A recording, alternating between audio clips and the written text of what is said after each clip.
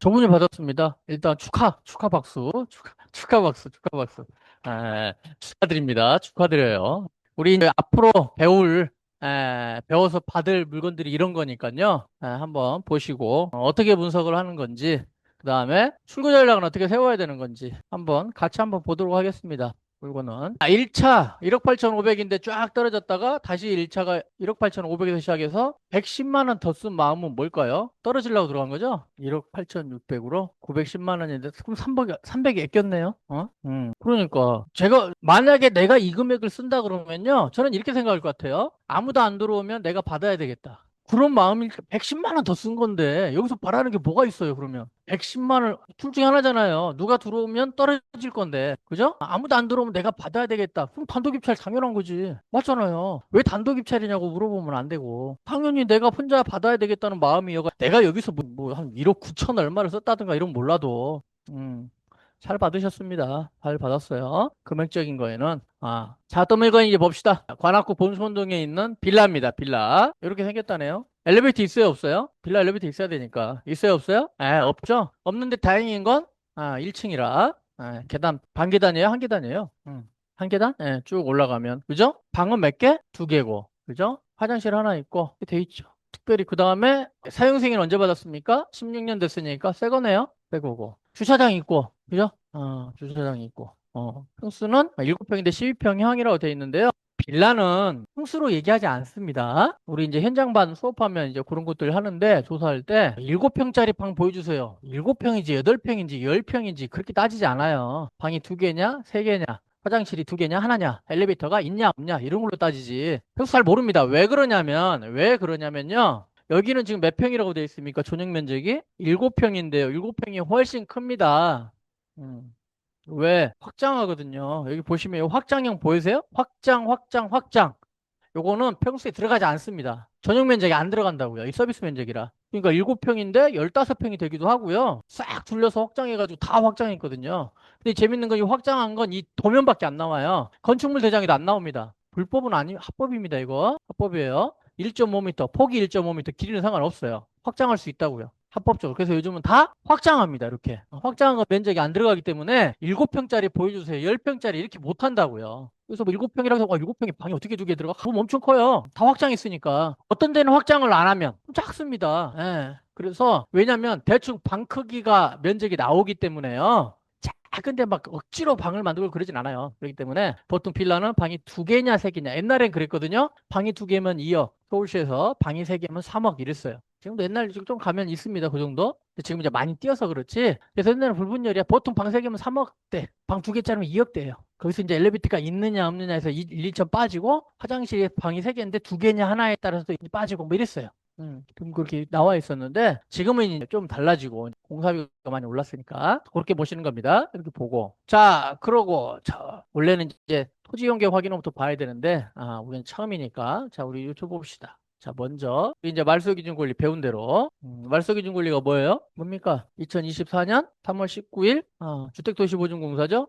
밑으로 소멸 위에는 인수. 뭐 인수예요? 임차권 인수하네. 얼마? 2억 2천. 오케이. 2억 2천 물어줘야 되네요. 그죠? 이제 이해되겠네. 왜 얘가 딱 떨어졌는지. 이거 얼마짜리예요? 그렇죠. 얼마 인수해야 되니까. 2억 2천 인수해야 되니까. 근데 시세가 얼마예요? 1억 8천이잖아요. 1억 8천 6백이잖아요. 받았잖아요. 그러니까 이 물건에 들어갈 사람이 있어요, 없어요? 없죠. 그러니까 이렇게 쭉 떨어진 겁니다. 됐죠? 이제 이거 해결했죠. 그럼 왜 다시 점핑했냐고. 1억 8천 5백으로. 다음 거 봅니다. 여기 이어서 볼까요? 말소기준을 보았고요. 우리는 누구만 인수한다? 임차인만 인수한다. 임차인 봅시다. 임차인 보니까 일단 놔두고 권진호 씨 2021년 4월 26일 2억 인수 이렇게 돼 있죠. 이렇게 돼 있죠. 권진호는 주택임대차보호법 3조 2항 7항에 의거 주택도시보증공사에서 우선 변제권을 뭐 했다? 승계했다.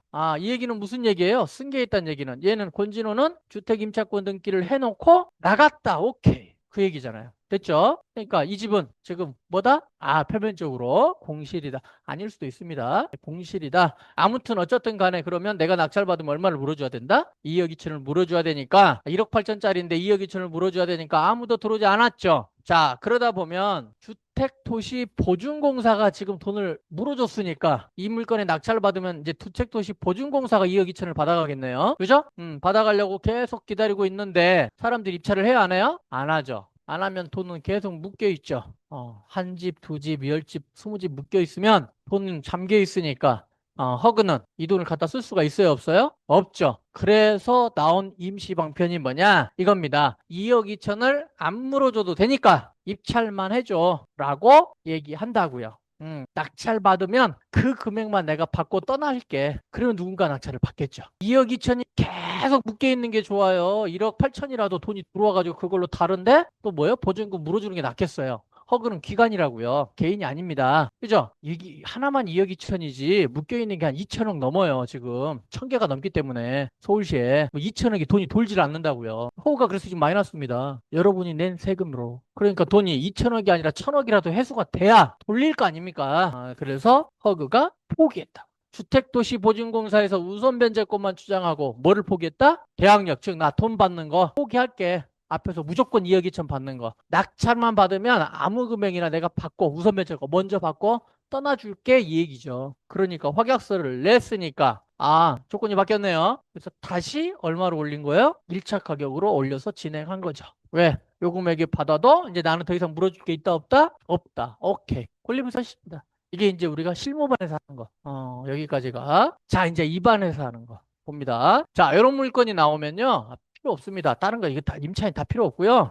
뭐부터 보느냐? 토지이용 계획 확인원부터 봅니다. 토지이용 계획 확인원을 무조건 보는 겁니다. 빌라든 아파트든 상가든 토지든 상관없어요. 무조건 보는 겁니다. 무조건. 1번입니다. 1번. 1번. 자, 토지이용 계획 확인원을 보시면 여기에 국토의 및 이용에 관한 법률 따른 지역구 등 일종 일반 주거지역 뭐 이런 말 있네요. 그 다음에 다른 법률 등에 따른 지역구 등 잘 읽어봐야 됩니다. 가축 사육 제한구역 뭐라고요? 여기 다 법률이 있죠? 가축 분뇨의 관리 및 이용에 관한 법률.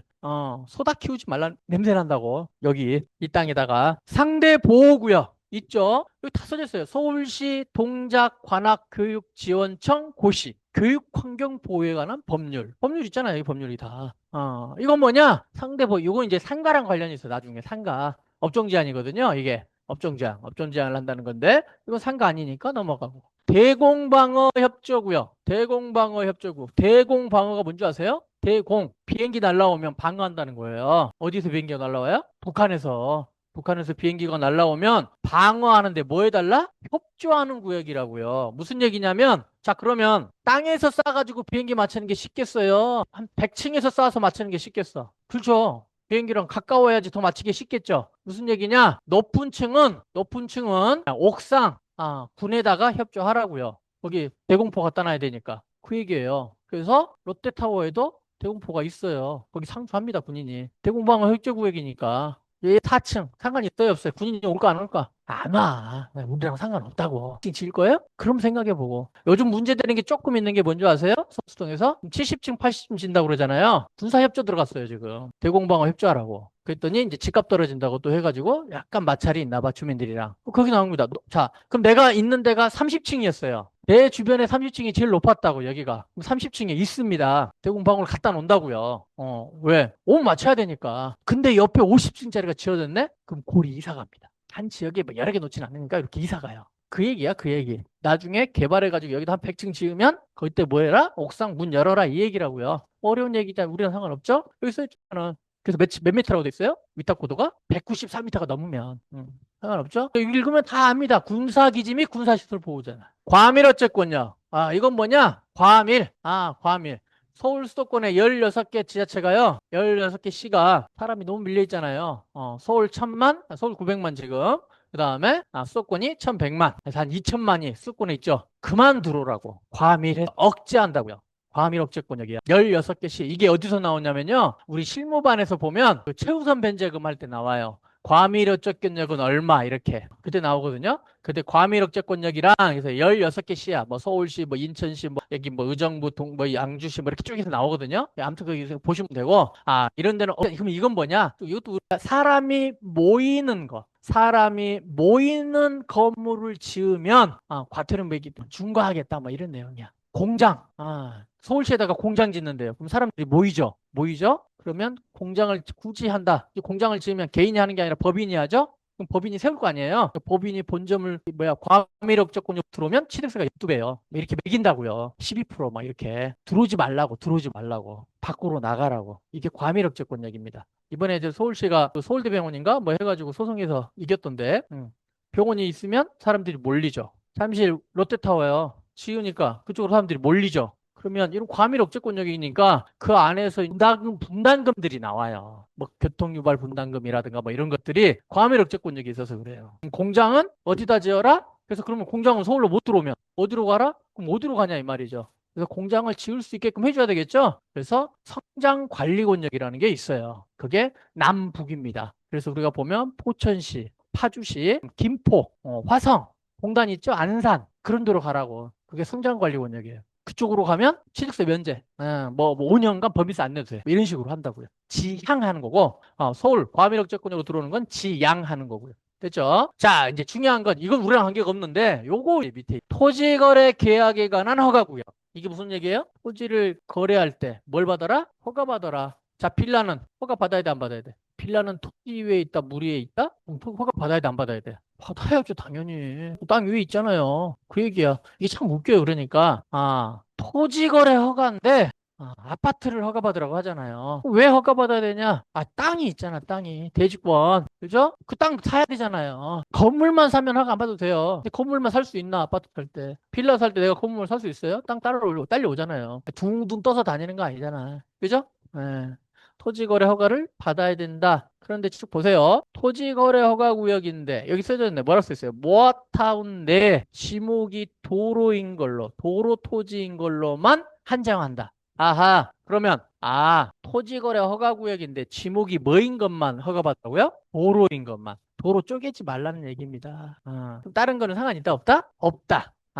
자, 여기서 이제 힌트가 나오는 겁니다. 토지거래 허가구역인데 도로만 허가받으라는 말이 나오면 모아타운입니다. 여기 또 모아타운 진짜로 써놨네.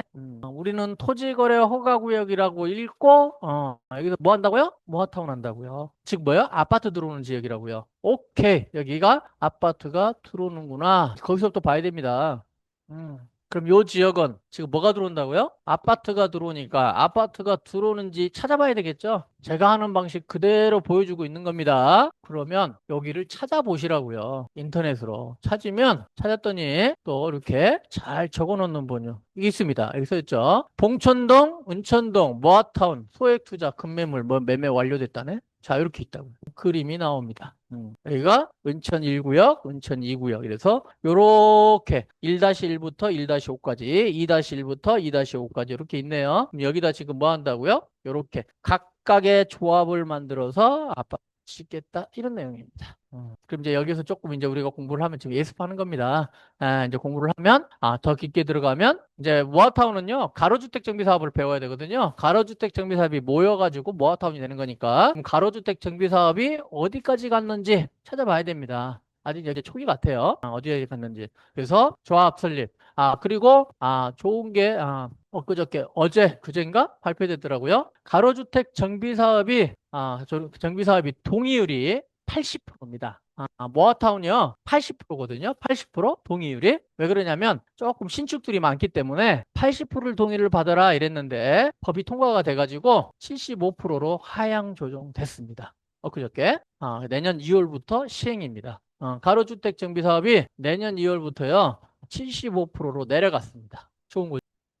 그러면 사업이 더 빨리겠네요. 지금 서울시에서 모아타운 신통 이런 거 어떻게든지 빨리 보내려고 지금 계속 하고 있는 겁니다. 앞으로 사실은 제가 생각하기에 그랬어요. 올해 말이면 끝물이겠구나 이랬거든요. 올 제할 때 그래서 제가 받으라고 했고 저도 뭐 작년에 2개, 올해 2개, 4개 받아 가지고 있습니다.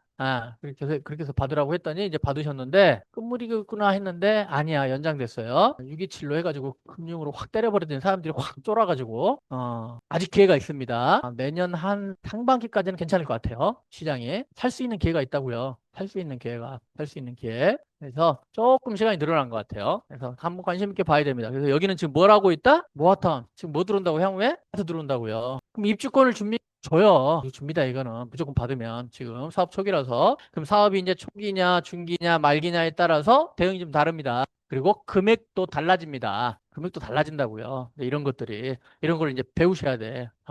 그러면 편합니다. 받기만 하면. 4억에 받았네, 5억에 받았네, 6억에 아무 상관없어. 2등이랑 뭐 1억 차이 아무 상관없어. 받아야 돈도 버는 거지. 떨어지면 아무 의미가 있어요, 없어요. 받아야지. 예? 오를 것만 생각하는 겁니다. 오를 것만. 그럼 여기는 이제 향후에 들어오는데 사업이 초기인 것 같아요. 다른 게 없더라고요. 그럼 초기니까 지금 모아타운이죠? 나눠져 있잖아요. 가로주택 정비 사업이 이제 어디 구역에 내가 해당하는지를 보고 조사해서 물어보면 되겠죠. 그다음 어떻게 가는지. 그리고 어차피 나는 지금 뭘 받았어요? 뭘 받았습니까? 지금 빌라 받았죠? 사업이 초기라고요. 그럼 뭐 하면 되겠습니까? 이제 받았으니까. 뭐 하면 돼요? 전세 넣으면 되죠. 돈이 묶이니까. 어디서 넣으면. 전세 넣으면 되지. 전세 나가지고 전세를 한 1억 8천에 넣으면 얼마나 좋을까? 전세를 많이 나서 돈이 적게 묶이면 되겠죠? 돈이 적게 묶여야 기다리죠. 이게 마음들이 급해가지고 막 뭐 오늘 넣어서 이제 언제 팔까요? 뭘 팔아 팔기는 이제 샀는데 아직 잔금도 안 냈는데 좀 기다리면 여유가 있으면 여유가 있으려면 돈이 많이 묶이면 안 되죠. 그럼 이런 물건은 어떻게 생각해요? 사업이 초기구나. 사업이 초기죠. 그럼 돈이 많이 묶여야 되면 적게 묶여야 된다? 적게 묶여야 되겠구나. 왜? 사업이 초기니까 시간이 좀 걸릴 수 있잖아요. 걸릴 수 있잖아. 그럼 내가 그 기회를 보고 적게 묶여서 한 1,000만 원, 2,000만 원 묶여가지고 갔는데 나중에 조합이 설립됐다고 하니까 뭐 몇 천이 올랐네. 그럼 그때 가서 팔아도 되고, 그죠? 난 좀 더 가져가야 되겠다. 모아타운은 가로주택 임대사업 사업이 좀 빠르거든요. 좀 작으면서 좀 더 가져갔더니 또 뭐야? 뭐 건축 심의 나왔다네. 또 분양 신청한대요. 그럼 그때 팔아도 되고 또 오르니까. 이해됐습니까? 그런 식으로 내가 시간을 컨트롤하면 되는데 알아야지. 아무 때나 파는 게 아니에요. 파는 시간이 다 있습니다. 각 사업마다 그런 것들을 보고 출구 전략을 세우면 되겠죠. 이 물건은 이제 뭐 하면 돼요? 전세 놓으면 끝나죠. 그게 없어요. 그게 없어. 전세값 해서 놓고 특별히 문제되는 게 없고. 자, 그 다음에 이제 그래서 들어가구나. 그 다음에 이제 보는 게 아까 그거 보는 겁니다. 봤죠? 봐가지고 문제 없고. 자, 근데 여기서 재밌는 거 하나 더 있어요. 물건 이거 재밌습니다. 여기 보세요. 또 보세요. 중국인입니다. 시즌 슈원인가? 자, 전입일자가 2017년 잘 보세요. 이게 좀 특이한 게 전입을 언제 했어요? 17년 4월 4일. 여기 이분 임차인 언제 들어왔어요? 뭐야? 21년에 들어왔는데 이거를 누가 보증서 줬어요? 주택도시보증공사가 보증도 서줬네? 얘가 있는데? 얘가 있으면 보증 안 서줍니다. 응? 이거 뭘까? 그리고 얘는 말숙인 걸로 또 높아. 얘는 그렇다 치고 얘는 뭐 금액도 안 나왔네? 그럼 왜 둘이야? 그리고 얘가 들어와 있는데 어떻게 얘가 들어왔어? 이런 생각 안 드세요? 자, 이거 봅시다. 이건 부동산 전입세대 열람 내역. 외국인 체류 확인서에는 임차인 한 명이 등재되어 있음. 이렇게 돼 있죠. 이게 뭐냐면요. 외국인은 전입을 못 해요. 그죠? 주민이, 우리 대한민국 국민이 아니기 때문에. 그러면 저기 출입국 관리사무소에서요. 그 외국인 이제 거소증이라 그래가지고 여기에서 이제 체류한다는 체류 확인서를 제출을 하면요. 고정적으로 주소가 있으면 그러면 아마 4대 보험이라는 게 됩니다. 나중에 시간이 지나면. 할 수 있거든요. 지금 아마 늘어났을 거예요. 옛날에 3개월인가 2개월이었는데 지금 6개월인가? 그럼 혜택을 준다고요. 또 외국인도 전세 살 수 있죠. 전세 사는데 경매 나왔어요. 그러니까 무조건 손해보면 안 되잖아요. 그래서 체류 확인서라는 걸 제출을 해가지고 확인서를 끊어놓으면 이게 출입국관리사무소에 하는 겁니다. 그럼 나중에 경매가 나와도 말소 기준 권리보다 빠르면 낙찰자 인수라고요. 자, 이런 게 있기 때문에 또 오래 내가 머물고 이것저것 혜택을 받으려고 해요. 그러면 이걸 끊어놓는다고요, 외국인이. 여기서 사니까 돈 내고. 이게 됐습니까? 자, 살다가 나갔습니다. 비자 만료돼서. 돌아갔다고요. 돌아갈 때 출입가 또는 다른 데로 이사 갔어요. 뭐 그럴 수도 있겠죠. 그죠? 우리나라에서. 근데 거기 이사 간 데는 신고를 안 한 거야. 이럴 수도 있잖아요. 아무튼 어떻든 간에 그러면 중요한 건 이걸 말소하고 가야 되는데 그냥 간 거예요. 귀찮으니까. 우리는 전입을 옛날에도 그랬는데 옛날에는 전입 신고해도 말소 신고 했어야 되세요. 근데 지금은 안 하죠. 전산이 자동화되면서 전입 신고하면 말소 자동으로 빠져서 들어와요. 외국인은 안 그런다고요. 그냥 남아있다고 이게. 그러면 전입 신고를 한 게 아니라 여기 외국인 체류 확인서를 넣어가지고 여기다 넣어놓은 건데요. 잘 생각을 해보세요. 자, 자, 요 소유자가 집을 내놨어요. 얘는 이사 갔고요. 이사 갔죠? 근데 이런 서류를 없앴는지 안 했는지 몰라. 왜? 세대 열람을 띄면 전입일자만 나오는 거니까 그때는 전입일자 아무도 없는 걸로 나오죠. 이사할 때 외국인 체류 확인서 떼본 적 있어요? 나도 없어요. 지금까지 살면서. 없다고요. 그러니까 또 은행에서 알아요? 몰라요. 그냥 세대 열람만 떼본다고요. 떼었더니 없네? 그죠? 그랬더니 2억 2천을 빌려주고 호구에서 뭐 했어요? 보증 섰다고요. 그리고 얘는 여기서 살았겠어 안 살았겠어? 살았단 얘기는 얘가 있단 얘기야, 없단 얘기야? 없단 얘기죠. 서류상으로만 있다고. 서류상으로만. 이해됐습니까? 예. 그리고 나서 살다가 경매 나온 거죠. 자, 경매가 나오면 이게 이제 한참 문제될 때가 있었어요. 외국인 때문에. 특히 용산이나 이런 데서, 평택이나 이런 데서 많아가지고 요즘은 경매가 나오면 집행관들이요. 이 외국인 체류 확인서도 띱니다. 띈다고요. 띄어서 표시를 해놓는다고요. 이렇게 해놨는데 얘는 여기 살아요, 안 살아요? 없잖아요, 원래. 얘가 살고 있는데 얘가 어떻게 이사를 들어가? 상식적으로. 그죠? 그리고 어떻게 보증까지 서줘요. 그 얘기는 얘가 없다는 얘기거든요. 그러면 이제 이거를 너무 또 쉽게 보면 안 되는 게 없으니까 예를 들면 얘도 만났다고 칩시다. 자기 혼자 산대요. 그러면 얘는 없구나. 이런 어떤 서류상으로만 있는 거구나 하고 낙찰을 딱 받았어요. 다음 얘기입니다. 낙찰 받고 대출 받으러 갑니다. 은행에. 그리고 얘는 대항력 포기했습니다. 그러니까 상관없죠. 그러니까 대출해서요. 그러면 은행이 이렇게 얘기할 수 있어요. 외국인 있네요. 그러니까 얘기하죠. 걔는 안 삽니다. 서류상으로 내가 지금까지 설명을 다 해줬어요. 우린 그건 모르겠고 서류에 있으면 안 됩니다. 라고 얘기할 수 있어요. 이해됐어요? 그럼 뭐라는 줄 아세요? 이거 없애고 그래요. 대출 받으려면. 이걸 잔금을 내야 없애지. 내가 소유자가 아닌 걸 어떻게 없어요? 이럴 수 있다고요. 그래서 대출에서 문제가 생길 수 있습니다. 근데 대출을 안 받으신다고 해서 내가 그 얘기는 안 한 거예요. 굳이. 상관없으니까. 대출 받았으니까 이건 이제 처리하면 되겠죠. 없애버리면. 출입국관리소에 한번 알아보세요. 내 집에 외국인이 이렇게 체류해가지고 이렇게 신고해 놓은 거 있는데 말소해달라 안 사니까 한번 해서 알아보시고 없애버리면 되겠죠. 이건 사후에 해야 되는 거니까. 됐습니까, 이거?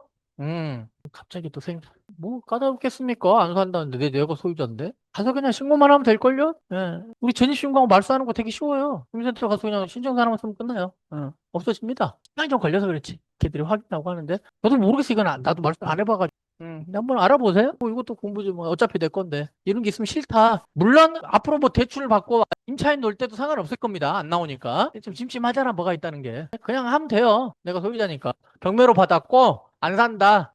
근데 이런 게 경매지에 나와 있어가지고 이거 말소하러 왔다. 이러면 돼요. 그러면 뭐 서류 달라고 했으면 돼. 시간이 걸릴 뿐이지 안 되는 게 아니니까. 상관없는 거잖아. 그리고 얘가 지금 그리고 내가 뭐 전세 놓고 하는 게 문제되는 것도 아니고 신청해놓고 뭐 잊어버리고 있으면 없어집니다. 됐죠? 자, 여기서 하나 더 돈 버는 거 알려드려야 되겠죠? 지금 내가 나도 안 해봤는데 한번 해보고 말해야 되는데 잘 보세요. 그럼 얘는 실제로는 대항력이 있는 것처럼 나타나는데 있는 애 없는 애야. 그럼 이런 애들이 한 3명, 4명이 있어요. 선순위로.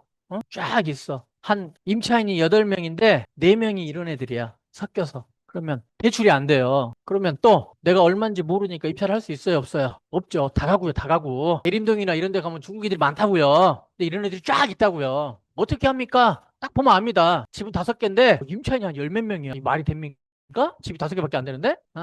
그래서 좀 조사하다 보니까 물어보니까 물론 중국어는 배워야 되겠네요. 중국 애들이니까. 물어봐야지, 사는 애한테. 그죠? 너 언제 왔냐? 뭐 이렇게. 물어봐야 된다고요. 물어봤더니, 없대. 그런 애 없대. 그런 애 없대요.